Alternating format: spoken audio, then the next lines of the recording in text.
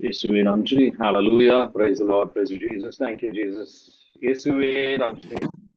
Hallelujah. Praise the Lord. Praise you, Jesus. Thank you, Jesus. ரத்தத்தாளுகளை கழுவும் ஆண்டவரே, தூய்மையாக்கும் விடுதலை தாரும் அனைத்து விதமான கட்டுகள் உடைக்கப்பட்ட ஆண்டவரே.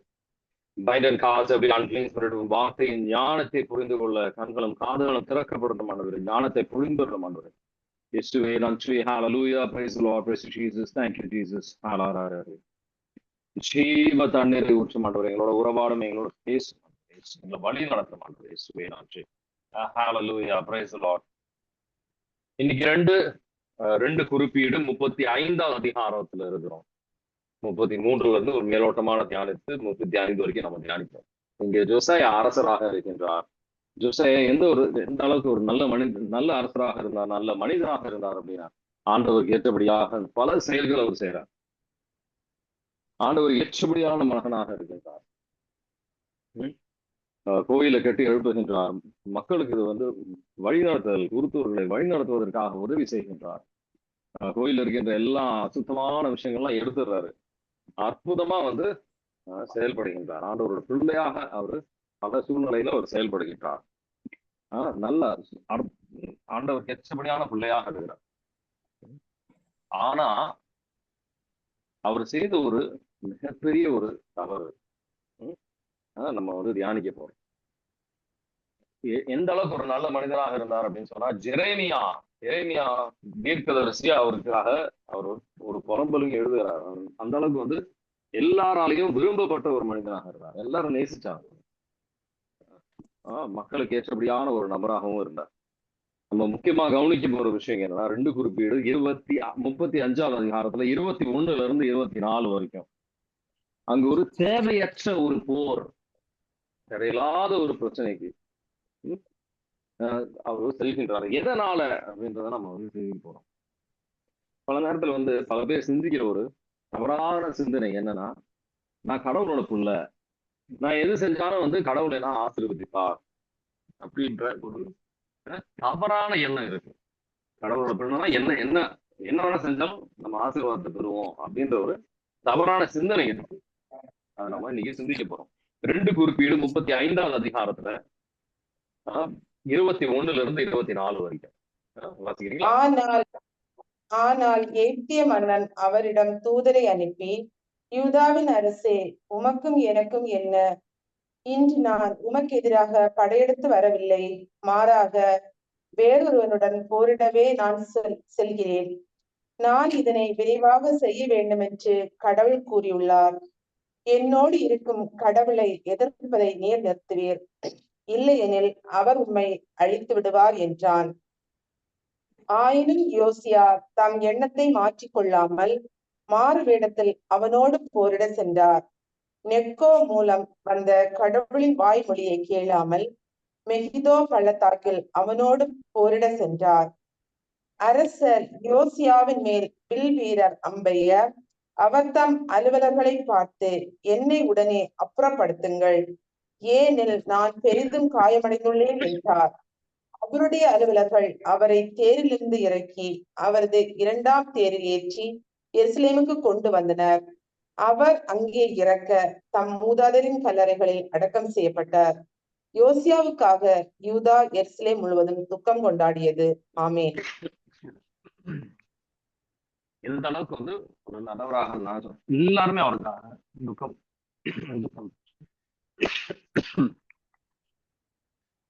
சில பேருக்கு இருக்கிற ஒரு மிகப்பெரிய ஒரு தவறான எண்ணம், கடவுள் நான் எது செஞ்சாலும் ஆசீர்வதிப்பாரு, கடவுளை அப்பா, taking God for English taking God for granted. நம்ம எது வேணா செய்யலாம் அப்படின்ற ஒரு எண்ணம் அது நல்லா வரும். இந்த ஒரு வசனத்துல இருந்து வர வாய்ப்பு இருக்கு. திருப்பாடல் 1ஆம் அதிகாரத்துல 1ல இருந்து 3 ஆண்டவர் கேட்டபடியாக இருக்கும் மக்களுக்கு ஆண்டவர் எல்லாமே ஆசீர்வாதமாக மாற்றுவார் அப்படின்ற ஒரு விதத்துல இந்த வசனம் எழுதப்பட்டிருக்கு. அதை வாசிக்கும் போது அந்த விதமான சிந்தனைகள் வருவதற்கு வாய்ப்பு இருக்கு, நான் இல்லைன்னு சொல்லலை. ஆனா இந்த எண்ணம் முழுவதும் ஒரு சரியான ஒரு எண்ணம் கிடையாது. அது நம்ம தெளிவா புரிஞ்சுக்கணும். திருப்பாடல் 1ஆம் அதிகாரத்துல 1ல இருந்து 3 வாசிக்கிறீங்களா? நற்பெயர் பெற்றவர் யார்? அவர் பொல்லாரின் சொல்லின்படி நடவாதவர், பாவிகளின் தீய வழி நில்லாதவர், இகழ்வாரின் குழுவினில் அமராதவர். ஆனால் அவர் ஆண்டவரின் திருச்சட்டத்தில் மகிழ்ச்சியுறுவர். அவரது சட்டத்தை பற்றி இரவும் பகலும் சிந்திப்பவர். அவர் நீரோடையோரம் நடப்பட்ட மரம் போல் இருப்பார். பருவ காலத்தில் கனி தந்து என்றும் பசுமையாய் இருக்கும் அம்மரத்திற்கு ஒப்பாவார். தாம் செய்வதனைத்திலும் வெற்றி பெறுவார். ஆமேன். ஆமேன். செய்வது அனைத்திலும் வெற்றி பெறுவேன் அப்படின்ற ஒரு நம்பிக்கையோட சில பேர் இருக்காங்க. அது வந்து இப்போ நார்மலா நம்மள மாதிரி ஒரு மக்கள் மட்டும் கிடையாது. இது சில தீர்க்கதரிசிகளும் இந்த மாதிரி இருந்திருக்கிறாங்க. 2 சாமுவேல் 7வது அதிகாரத்துல 1வது வசனத்துல இருந்து 5வது வசனம் வரைக்கும் வாசித்து பாருங்க. உங்களுக்கு நான் என்ன சொல்ல வரேன் அப்படின்றது புரியும். தீர்க்கதரிசி நாதன் தாவீது ஆண்டவர் கூட இருக்கிறாருப்பா, அதனால நீ எது செஞ்சாலும் நல்லதா வரும், நீ சிந்திக்கிற விஷயம் நல்லதுதான், அதனால நீ செய்யலாம் அப்படின்ற ஒரு எண்ணம் இருக்கு. அது வந்து சரி கிடையாது. தெளிவாக நம்ம புரிஞ்சுக்க வேண்டிய ரொம்ப முக்கியமான விஷயம். 2 சாமுவேல் 7வது அதிகாரத்துல 1ல இருந்து 5 வாசிக்கிறீங்களா? அரசர் தம் அரண்மனையில் குடியேறிய பின் சுற்றி இருந்த எல்லா எதிரிகளின் தொல்லை நின்றும் ஆண்டவர் அவருக்கு ஓய்வு அளித்தார். அப்போது இறைவாக்கினர் நாத்தானை தாவீது அழைத்து, பாரும், நான் கேதுரு மரங்களாலான அரண்மனையில் வாழ்கிறேன், கடவுளின் பேழையோ கூடாரத்தில் குடியிருக்கிறது என்று கூறினார். அதற்கு நாத்தான், நீர் விரும்பியது அனைத்தையும் செய்துவிடும், ஏனெனில் ஆண்டவர் உம்மோடு இருக்கிறார் என்று அரசரிடம் சொன்னார். அன்று இரவே ஆண்டவரின் வார்த்தை நாத்தானுக்கு அருளப்பட்டது.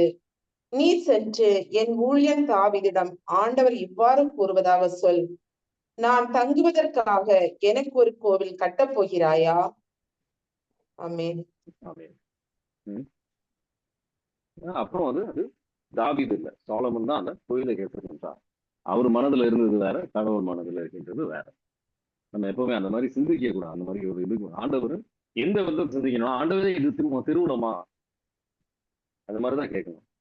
எபேசியருக்கு எழுதிய திருமுகம் 5வது அதிகாரத்துல 17வது வசனத்துல வந்து, அறிவெளியாக இருக்காதீர்கள்.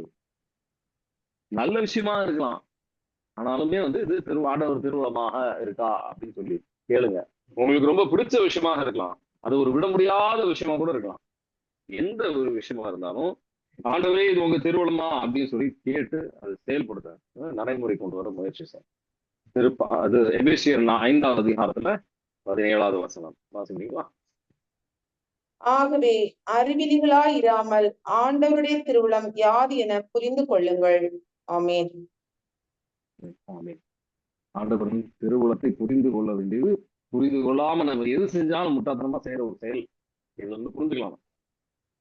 ஆண்டவர் திருவுளம் என்ன அப்படின்னு இந்த ஒரு சூழ்நிலையில, ஒரு நிலத்தை வாங்க போறீங்க, ஒரு கல்யாணத்தை பண்ண போறீங்க, ஆண்டவரே இது உங்க திருவுளம், உங்க சித்தமா இல்லையா அப்படின்னு தெரியாம எல்லாம் பொருத்தமா இருக்கு அப்படின்னு சொல்லி முன்னாடி போயிடலாம் அப்படின்றது ஒரு அறிவிலையான ஒரு செயல். அது ஒரு தப்பான ஒரு செயல். அது ஆண்டவருக்கு பெருத்தமில்லாத ஒரு செயல். அதுதான் மத்தேயுல ஆண்டவர் வந்து தெளிவா சொல்லுவார். 7வது அதிகாரத்துல 21வது வசனம் நிறைய வாட்டி வாசிப்போம் ஆண்டவர். ஆனா முக்கியமான ஒரு வசனம் 21 மத்தேயு 7:21. ஆண்டவரே சொன்னா வர மாட்டோம். வாசனம், என்னை நோக்கி ஆண்டவரே ஆண்டவரே என சொல்லுவரெல்லாம் விண்ணரசுக்குள் செல்வதில்லை, மாறாக விண்ணுலகில் உள்ள என் தந்தையின் திருவுளத்தின்படி செயல்படுபவரே செல்வர். ஆமேன். ஆமேன். திருவுளத்துக்கு ஏற்றபடியாக செயல்படுகின்றவரே விண்ணுலகுக்கு செல்வர். திருவுளம் என்னன்னு தெரியும், அதுக்கு ஏற்றபடியாக நம்ம வாழ்க்கைக்கு நடைமுறைக்கு கொண்டு வரும். அந்த ஆண்டவரின் திருவுளத்தை வந்து அந்த அளவுக்கு நம்ம நேசிக்கணும். ஆனா அந்த அளவுக்கு நம்ம நம்பிக்கை வைப்பது கிடையாது. ஆண்டவரின் திருவுளத்துல அந்த அளவுக்கு நம்பிக்கை இல்லை. நம்ம மேலதான், நம்ம சிந்தனை மேல நமக்கு அதிகமா நம்பிக்கை. நமக்கு நம்ம புரிதல் வந்து நம்ம அதிகமா நம்பிக்கை வச்சிருக்கணும். அதனால ஆண்டவருக்கு கேட்கறதும் கிடையாது, நம்ம நடைமுறை கொண்டு வருவதும் கிடையாது. யாக்கோபும் இந்த விதத்துல தான் அவரும் யோசிச்சார். நீங்க விபரீதத்துல தவறான பாதையில பல விதமான பெரிய பிரச்சனைகள் வந்தவர்கள் எல்லாம் பாத்தீங்கன்னா கூட இந்த மாதிரி ஒரு தவறை செய்திருக்கிறத நம்ம பார்க்கலாம். ஏன்னா யாக்கோபின் வாழ்க்கையிலும் இது மாதிரி நடந்திருக்கு. தொடக்க நூல் 33வது அதிகாரத்துல 17வது வசனத்துல இருந்து 20வது வசனம் வரைக்கும் பாத்தீங்கன்னா, ஷெக்கேம் அப்படின்ற ஒரு இடத்துக்கு போவோம். சக்கோத் ஷெக்கேம் அப்படின்னு. அந்த இடம் பார்த்தா நல்லா இருக்கு, அதனால அங்கேயே தங்கிடலாமே அப்படின்னு சொல்லி அங்க தங்குவாங்க. அங்க தங்குவது, அங்க தங்கி அவங்க பலிபீடத்தை கட்டி அவங்க ஜெபிக்கிற மக்களாக இருந்தாங்க. ஜெபம் இல்லைன்னா சொல்ல முடியாது. ஆண்டவருடைய வாழ்க்கை ஆண்டவருக்கு ஏற்றபடியான வாழ்க்கையாக இருந்தா மட்டும் பத்தாது. நம்ம ஆண்டவரின் திருவுளத்துக்கு ஏற்றபடியாக நம்ம சேரும் படணும். இந்த 2 விஷயமும் சேர்ந்து போகணும். புரியுதுங்களா? முக்கியமான விஷயம், நல்லா கவனிங்க, கூர்ந்து கவனிங்க. ஆண்டவரின் நம்ம ஜபத்தில் இருக்கின்ற தூய்மையான மக்களாக இருந்தா மட்டும் பத்தாது, ஆண்டவரின் திருவுளத்தை செய்கின்ற மக்களாகவும் இருக்கணும். அதான் இங்க வந்து யாக்கோபின் வாழ்க்கையில நம்ம பார்க்கலாம். தொடக்கணும் 33வது அதிகாரத்துல 17ல இருந்து 20 வரைக்கும் வாசிக்கிறீங்களா? யாக்கோபு சுக்கோத்தை வந்தடைந்தவுடன் அங்கே தமக்கென்று ஒரு வீடு கட்டினார். தம் மந்தைகளுக்கு குடில்களை அமைத்தார். இதனால் அந்த இடத்திற்கு சுக்கோத்து என்று பெயரிட்டார். இவ்வாறு யாக்கோபு பதான் அராமிலிருந்து திரும்பி வந்த பின் கானான் நாட்டை சார்ந்த செக்கேம் நகருக்கு நலமுடன் வந்து சேர்ந்தார். அந்நகருக்கு எதிரே பாளையம் இறங்கினார். கூடாரம் அடித்து தங்கிய அந்நில பகுதியை செக்கேமின் தந்தை ஆமோரின் புதல்வரிடமிருந்து 100 வெள்ளிக்காசுக்கு அவர் விலைக்கு வாங்கினார். பின்பு அங்கே அவர் ஒரு பலிபீடத்தை எழுப்பி அதற்கு எலோகே இஸ்ரேல் என்று பெயரிட்டார். ஆமென். ஆமென். பலிபீடத்தை கட்டி ஜெபிக்கின்ற மக்களாக இருந்தாங்க. ஆனா அது பத்தாது, அந்த ஒரு திருவுளமாக இல்லையா அப்படின்னு வந்து அவர் பார்க்க வேண்டியது அவரோட கடமை. அவர் அதை சிந்திக்காதனால வந்த வினைதான் இது. அடுத்த அதிகாரம் 34வது அதிகாரத்துல வந்த பிரச்சனைகள் எல்லாம் பாருங்க, 1 2 இல்ல பிரச்சனைகள். அவரோட மகள் தீனா கற்பழிக்கப்படுகின்றார். அவரோட பிள்ளைகள் கொலைகாரர்களாக மாறுகின்றார்கள். வந்து இது எதனால அப்படின்னு பாத்தீங்கன்னா 31வது அதிகாரம் 31வது அதிகாரத்துல இருக்கு இதோட பதில். 31வது அதிகாரத்துல 11ல இருந்து 13 வரைக்கும் ஆண்டவர் வந்து கரெக்டா வழி நடத்தி இருந்தார். இங்க செல்லுப்பா, பெத்தேல் நகரத்துக்கு செல்லணும் அப்படின்றார். யாக்கோப் என்ன செய்யறாரு? நான் இங்க இருந்துக்கிறேன் அப்படின்றாரு. நான் இங்க இருந்து ஜெபிச்சா போதுமே அப்படின்னு நம்ம சிந்திக்கிறோம். அதான் ஆண்டவரின் திருவுளமா இல்லையா அப்படின்னு நம்ம பார்க்க வேண்டியது நம்மளோட கடமை. தொடக்க நூல் 31 11ல இருந்து 13. அக்கனவில் கடவுளுடைய தூதர் யாக்கோபு என்று அழைக்க நான் இதோ அடியேன் என்றேன். அவர் உன் கண்களை உயர்த்தி திடாய்கள் யாவும் வரியும் கலப்பு நிறமும் புள்ளியும் உடைய ஆடுகளுடன் பொலிவதை பார். ஏன் லாபான் உனக்கு செய்தது அனைத்தையும் நான் கண்டேன். நீ கல்லை திருப்பொழிவு செய்து எனக்கு நேர்ச்சை செய்து கொண்ட இடமாகிய பெத்தேலின் இறைவன் நானே.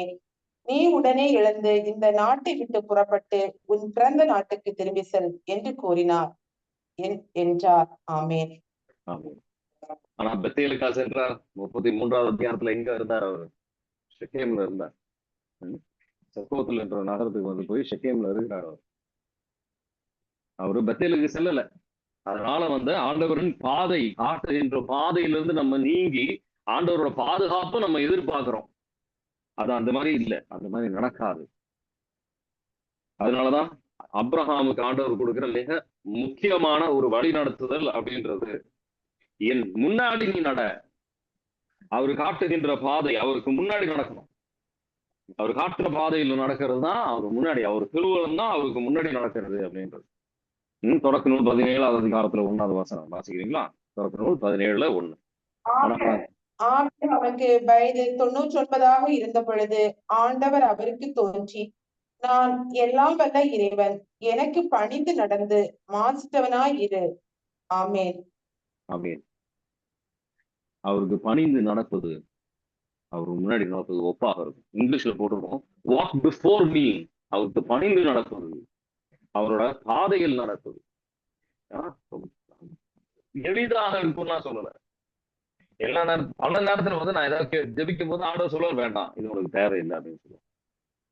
பல நேரத்துல ஒரு அன்பு உறவுல இருக்கும்போது, ஒரு லவ் ரிலேஷன்ஷிப்ல இருக்கும்போது அவரு வேண்டாம் அப்படின்னு சொல்லி இருக்கிறாரு. பல விதத்துல பல விஷயத்துக்கு வந்து அவர் வேண்டாம் சொல்லியிருக்கிறார்.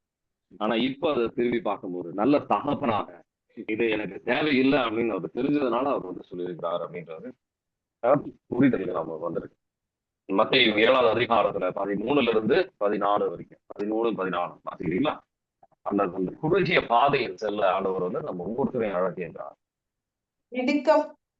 இடுக்கமான வாயின் வழியே நுழையுங்கள், ஏனெனில் அழிவுக்கு செல்லும் வாயில் அகன்றது, வழியும் விரிவானது, அதன் வழியே செல்வோர் பலர். வாழ்வுக்கு செல்லும் வாயில் மிகவும் இடுக்கமானது, வழியும் மிக குறுகலானது, இதை கண்டுபிடிப்போர் சிலரே. ஆமேன். ஆமேன்.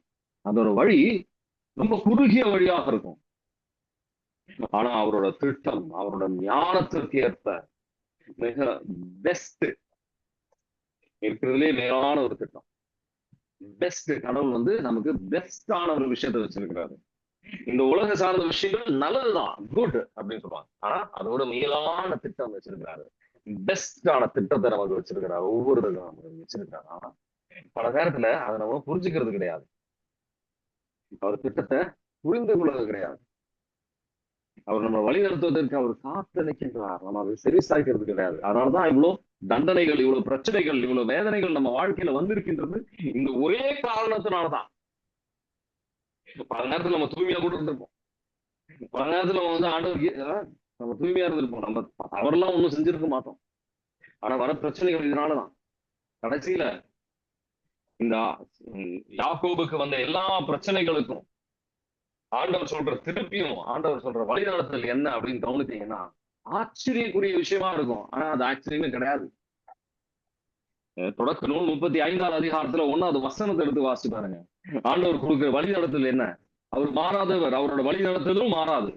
நீ பெத்தேலுக்கு செல் அப்படின்னு அவர் வழி நடத்த வாசிக்கிறீங்களா? அப்பொழுது கடவுள் யாக்கோபை நோக்கி, நீ எழுந்து பெத்தேலுக்கு போய் அங்கே குடியிரு, உன் சகோதரன் ஏசாவிடம் இருந்து தப்பியோடிய போது உனக்கு தோன்றின இறைவனுக்கு அவ்விடத்தில் ஒரு பலிபீடத்தை எழுப்பு என்றார். ஆமேன். ஆமேன். அந்த இடத்துலதான் நீ பலிபீடத்தை எழுப்பி இருக்கணும், சக்கரத்துல கிடையாது. அதுக்கு பல அற்புதமான பேர்லாம் நம்ம வச்சிருக்கலாம். சில விஷயங்கள் செய்யக்கூடாது. ஆண்டவர்கள் திருவுள்ளத்தை தெரிஞ்சுக்கணும். அறிவொளியாக இருக்கக்கூடாது, தெரிஞ்சுக்கணும். அதுக்கேற்றபடியாக செயலும் பண்ணணும். நான் எது செஞ்சாலும் கடவுள் ஆசீர்வதிப்பார் அப்படின்றது மிக தவறான ஒரு சிந்தனை. மிக தவறான ஒரு சிந்தனை அப்படின்றதாக மிக தவறான ஒரு சிந்தனை. அதான் ஆண்டவர் சொல்றாரு, நான் உனக்கு ஒரு திட்டத்தை வச்சிருக்கிறேன். உன் திட்டத்தை என்னப்பா நீ என்ன ஆசைப்படுறேன்னு ஆண்டவர் கேட்கல. ஏன்னா அவரோட ஞானம் மேலான ஞானம். அவர் வந்து அவருக்கு தெரியும் எது சரி எது தவறு அப்படின்னு. நமக்கு இன்னைக்கு ஒரு முடிவு எடுத்திருப்போம், நாளைக்கு நான் அந்த முடிவை பத்தி நம்ம சிந்திச்சு பார்த்தோம் அப்படின்னு சொன்னா அது முட்டாத்தனமா தெரியும். எரேமியா 26வது அதிகாரத்துல 11வது வசனம் எடுத்து வாசனம். மிக முக்கியமான வசனம். இன்னைக்கு நமக்கு நம்ம தியானிக்க வேண்டிய வசனம், நம்ம உள்ளத்துல வந்து அது பதிய வேண்டிய ஒரு வசனம். எரேமியா நூல் 29வது அதிகாரத்துல 11வது வசனம் வாசிக்கிறீங்களா?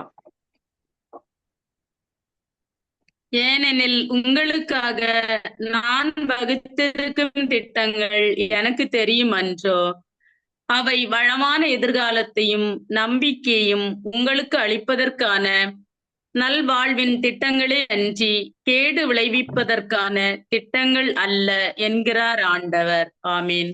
ஆமீன். திட்டங்கள் யாருக்கு தெரியும் அப்படின்னு சொல்றாரு. அவரோட திட்டம் யாருக்கு தெரியும் சொல்றாரு. எனக்கு தெரியும் அன்றோ அப்படின்றதான் கேள்வி. அவர்கிட்ட ஜெபித்தால் ஒழிய அது தெரியாது. அது ஜெபத்தில் நம்ம தெரிஞ்சுக்கணும். ஆவியானவர் நமக்கு அது வெளிப்படுத்துவார். அப்பதான் அவரோட பிள்ளைகளாக நம்ம மாறுகின்றோம். ரோமியருக்கு எழுதிய திருமுகம் 8வது அதிகாரத்துல 14வது வசனத்தை எடுத்து வாசித்து பாருங்க. அவர் ஜெபத்தில் நமக்கு அது வெளிப்படுத்துவார். ரோமியருக்கு எழுதிய திருமுகம் 8வது அதிகாரத்துல 14வது வசனம். அப்பதான் நம்மளோட பிள்ளைகளே ஆகிறோம். வாசிக்கிறீங்களா? கடவுளின் ஆவியார் இயக்கப்படுகிறவர்களே கடவுளின் மக்கள். ஆமீன். ஆமீன். அவர் நம்மளை வழி நடத்துவார். ஆவியானவர் நம்மளோட பேசி நம்மளோட உருவாடி நம்மளோட வழி நடத்துவார். ஏசையால 30வது அதிகாரத்துல 20, 21 வாசிக்கு பாருங்க. நம்ம செவில அவர் உள்ளத்துல அவர் பேசுவார். நம்ம காதுல நம்ம கேட்குவாங்க. ஏசையா 30வது அதிகாரத்துல 20, 21 வாசிக்கிறீங்களா? என் தலைவராகிய உங்கள் போதகர் உங்களுக்கு துன்பமெனும் அப்பத்தையும் ஒடுக்குதலும் நீரையும் கொடுத்திருந்தாலும் இனி தம்மை மறைத்துக் கொள்ள மாட்டார். உங்கள் போதகரை நீங்கள் கண்ணால் காண்பீர்கள். நீங்கள் வலப்புறமோ இடப்புறமோ எப்பக்கம் சென்றாலும் இதுதான் வழி, இதில் நடந்து செல்லுங்கள் என்னும் வார்த்தை பின்னிருந்து உங்கள் செவிகளில் ஒலிக்கும். ஆமேன். ஆமேன். செவிகளில் ஒலிக்கும். நம்மளோட வழிநடத்த விரும்புகின்றார். ஆனா நம்ம அவர் திருவுள்ளத்தை எந்த அளவுக்கு நேசித்திருக்கோம். நம்ம ஜெபிக்க ஆண்டவர் சொன்ன ஜெபத்துல ஒரு முக்கியமான பகுதி ராஜ்யம் மற்றும் திருவுளம். உங்க திருவுளம் இங்க நிறைவேற்றிடும் ஆண்டவரே அப்படின்னு சொல்லி ஜெபிக்கிறீங்க. எந்த அளவுக்கு அதை விரும்பி நம்ம ஜெபிக்கின்றோம். ஆண்டவர் இன்னைக்கு அதை சிந்திக்க அழைக்கின்றார். எந்த அளவுக்கு விரும்பி நம்ம ஜெபிக்கின்றோம். அந்த அளவுக்கு விரும்பி அதுல அந்த அளவுக்கு நம்பிக்கையெல்லாம் கிடையாது, அந்த அளவுக்கு விருப்பமும் கிடையாது. ஆண்டவர் அதுக்கப்புறம் கடைசியில நம்ம திட்டங்கள்லாம் தான் கடவுள்கிட்ட சொல்றோம். அவர் திட்டத்தை கேட்கறதுக்கு நம்ம தயாராக இல்லை. ஏசாயா 55வது அதிகாரத்துல 8, 9 அவர் சிந்தனை மேலான சிந்தனை அப்படின்னு சொல்லி புரிந்து கொள்ள அழைக்கின்றார். பல நேரத்துல அவரோட திருவுளத்தை தெரிந்து செயல்படும் போது ரொம்ப கஷ்டமா இருக்கும். இது விஷயம் வேணாம், இந்த உறவு உனக்கு வேணாம், இது உனக்கு வேதனை தான் கொண்டு வரும், இந்த விஷயத்த செய்யாத அப்படின்னு சொல்லும்போது ரொம்ப எளிதாகலாம் இருக்காது. அது விடணும் அப்படின்னு சொல்லும் போது 8 வருஷம் உறவு அது வேண்டாம் அப்படின்னு சொல்லும் போது ரொம்ப எளிதாகலாம் இருக்காது. இந்த கம்பெனி இங்கே இந்த கம்பெனியை விட்டு விலகாத அப்படின்னு சொல்லுவோம். 13 வருஷமா அங்கேயே உட்காந்துட்டு நமக்கு சோர்வடைஞ்சிரும். ஆனா அது ஒரு நல்ல திட்டத்திற்காக தான். சில விஷயங்கள் சில உயர்வு எல்லாம் கிடைக்காது. அது வழியாக ஆண்டவர் ஆனாலும் அற்புதமாக வழிநடத்துகின்றார். ஏசாயா 55வது அதிகாரத்துல 8, 9 என் எண்ணங்கள் உங்கள் எண்ணங்கள் அல்ல, உங்கள் வழிமுறைகள் என் வழிமுறைகள் அல்ல என்கிறார் ஆண்டவர். மண்ணுலகில் இருந்து விண்ணுலகம் மிக உயர்ந்திருப்பது போல உங்கள் வழிமுறைகளை விட என் வழிமுறைகளும் உங்கள் எண்ணங்களை விட என் எண்ணங்களும் மிக உயர்ந்திருக்கின்றன. ஆமேன். அவரோட மேலான எண்ணங்கள் மேல நம்பிக்கை வச்சுக்கணும். நம்ம நினைப்போம் ஆண்டவர் இது நினைச்சா ஆண்டவருக்கு இது பிடிக்கும் அப்படின்னு. அப்படி இல்லை, ஜபத்துல செய்யணும். பல பேர் ஒரு முக்கியமான விஷயம் என்கிட்ட கேட்பாங்க. என்னன்னா, இந்த மாதிரி காவிகள்லாம் வெளில ஓட்டுறீங்க, இந்த பில்லி சூனியெல்லாம் எடுக்கிறீங்க, உங்க குடும்பத்துல உங்களுக்கு இந்த அஃபெக்ட் எல்லாம் பண்ணாதா, உங்களுக்கு இந்த மாதிரி ஒரு பிரச்சனைகள்லாம் வராதா அப்படின்னு கேட்கிற ஒரு கேள்விக்கு அற்புதமான ஒரு பதில் இதுதான். ஜெபிக்கும் போது ஆண்டவர் வெளிப்படுத்துவாரு. இந்த ஒரு டெலிவரன்ஸ் உன்னால செய்ய முடியுமா முடியாதான்னு ஆண்டவர் பல நாள் வழி நடத்தி இருக்கின்றார். சில நேரத்துல நீ செய்யாத அப்படின்னு சொல்லுவாரு. சில நேரத்துல இது இன்னொரு ஆள் கிட்ட கொண்டு போ அப்படின்னு அவரு இன்னொரு ஆள்கிட்ட அனுப்ப சொல்லுவாரு. அப்போ அதுக்கு கீழ்படிந்ததுனால இது வரைக்கும் பிரச்சனைகள்ல வந்தது கிடையாது. என்ன சொல்ற, சோர்வடைகின்ற விதத்துல பிரச்சனைகள் வந்தது கிடையாது. பிரச்சனைகளே வந்தது கிடையாதுல்ல. சோர்வடைகின்ற தளர்கின்ற விதத்துல பிரச்சனைகள் வந்தது கிடையாது. என்ன மீறி செல்கின்ற பிரச்சனைகள் இந்த டெலிவரன்ஸ் ஆவிகளை வெளி ஓட்டுறது ஒரு கிருபையினால செய்கின்ற வேலைக்கு என்னை விட்டு மீறி செல்கின்ற விதத்துல ஒரு பிரச்சனை வந்தது கிடையாது. ஆண்டவரோட கரம் என்னோட இருந்திருக்கின்றது. ஆண்டவரோட திருவுளத்தை நாடி அதை செயல்படுத்தணும் ஒரே காரணத்தினால, வேற ஒண்ணும் கிடையாது. நம்மள ஒரு தீங்கும் அணுகாது. ஆண்டவரோட சகோதர சகோதரிகள் அந்த அளவுக்கு ஒரு இணைத்துதல், அந்த அளவுக்கு இயேசு ஆண்டவரோட ஒரு க்ளோஸா வரணும் அப்படின்னு சொல்லி விரும்புறீங்களா? சிந்திச்சு பாருங்க. அந்த அளவுக்கு நான் இயேசு ஆண்டவரோட க்ளோஸா இருக்கணும், இணைந்து இருக்கணும் விரும்புறீங்களா? மத்தேயு 12வது அதிகாரத்துல 50வது வசனம் ஆண்டவர் வெளிப்படுத்துகின்றார். அவர் திருவுளத்தை நாடுங்கள். அவர் திருவுளத்தை நாடி அவர் திருவுளத்தை நம்ம வாழ்க்கையில கடைபிடிக்கும் போது ஆண்டவரோட சகோதர சகோதரிகளாக ஆகிறோம். அம்மாவாக கூட நம்ம ஆகலாம். வாசிக்கிறீங்களா? மத்தேயு 12:50. விண்ணகத்தில் உள்ள என் தந்தையின் திருவுளத்தை நிறைவேற்றுபவரே என் சகோதரரும் சகோதரியும் தாயும் ஆவார் என்றார். ஆமென். அவரு வேதனையில இருக்கிறதுலயே அதிகமான வேதனையில இருக்கும் போதும் அவர் சிந்திச்ச ஒரே விஷயம் இதுதான். ஆண்டவரே இந்த கிண்ணம் என்னை விட்டு போகும்போதுன்னு சொல்லும் போது அவர் சிந்திக்கிற ஒரே விஷயம், இது திருவுளமா இருந்தா மட்டும் அது போகட்டும் ஆண்டவரே, என்னோட ஆசை கிடையாது. இது திருவுளமாக இருந்தா மட்டும்தான் இந்த கிண்ணம் என்னை விட்டு நீங்கட்டும், இது வந்து ரொம்ப அதிகமா சிந்திக்க வேண்டிய விஷயம். மத்தேயு 26 இருக்கு.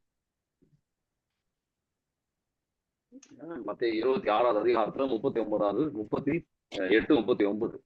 இது என்னை விட்டு நீங்கணும் அப்படின்னு சொல்லி அவரு மனித இயல்புல அவர் சிந்திப்பார். சிந்திக்கும் போது வாசி. அவர் எனது உள்ளம் சாவு வரும் அளவுக்கு ஆழ்துயரம் கொண்டுள்ளது. நீங்கள் என்னோடு இங்கே தங்கி விழித்திருங்கள் என்று அவர்களிடம் கூறினார். பிறகு அவர் சற்று அப்பால் சென்று முகங்குப்புற விழுந்து, என் தந்தையே, முடிந்தால் இத்துன்ப கிண்ணம் என்னை விட்டு அகலட்டும். ஆனாலும் என் விருப்பப்படி அல்ல, உம் விருப்பப்படியே நிகழட்டும் என்று கூறி இறைவனிடம் வேண்டினார். ஆமென். எத்தனை பேர் அவரோட திருமணத்தை இந்த அளவுக்கு நம்ம நேசிக்கின்றோம்?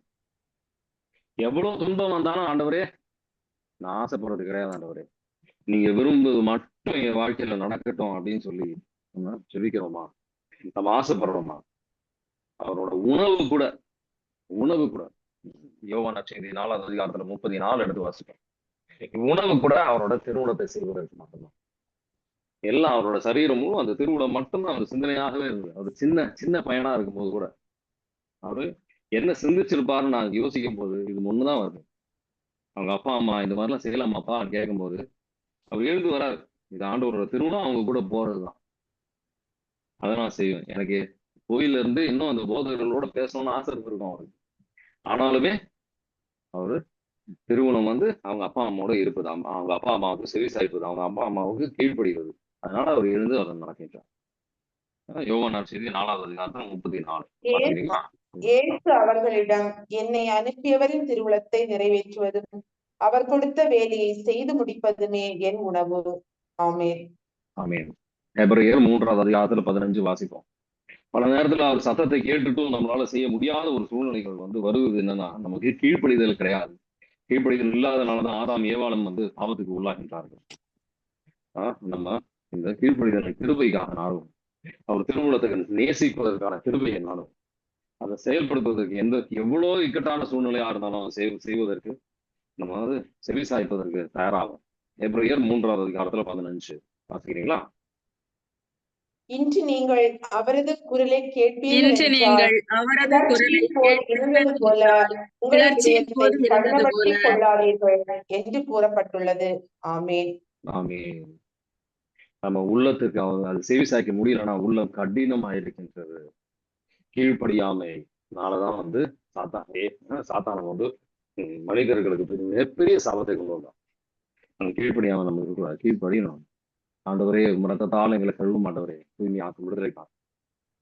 எல்லா சூழ்நிலையிலும் திருவுள்ளத்தை நாடுகின்ற மக்களாக மாறுவதற்காக எங்களை ஆயத்தப்படுத்துமான எங்களை உதவி செய்யும். அந்த குறுகிய பாதையில் நடக்கின்ற மக்களாக எங்களை மாற்றம் ஆண்டவரே. எவ்வளவுக்கு கீழ்ப்படிய முடியுமா அவ்வளவு கீழ்ப்படுகின்ற மக்களாக எங்களை மாற்றம் ஆண்டவரே. எவ்வளவு முள்ளு நிறைந்த பாதையாக இருந்தாலும், எவ்வளவு விதமான கஷ்டங்கள் அதுல இருந்தாலும் சரி, நீங்க காட்டுகின்ற பாதையில் செல்ல எங்களை ஆயத்தப்படுத்த மாட்டவரே. ரத்தத்தால் எங்களை தூய்மையாக்கும், விடுதலை தாரும். உங்க மேலான திட்டத்திற்கு கீழ்ப்படிய எங்களை ஆயத்தப்படுத்த மாட்டவரே. ரத்தத்தால் எங்களை கழுவ மாட்டவரே, தூய்மையாக்கும், விடுதலை தாரும். அனைத்து விதமான கட்டுகள் உடைக்கப்படுத்த மாட்டவரே. Mind and cast every unclean spirit, எல்லா அசுத்த ஆவிகளும் கட்டி நிர்மூலமாக்கப்படுத்தும். சமாதானத்தின் ஆவி ஊடுருவி செல்லட்டும். Receive the peace of Christ in the name of Jesus we pray. Amen. God bless you. Have a nice day.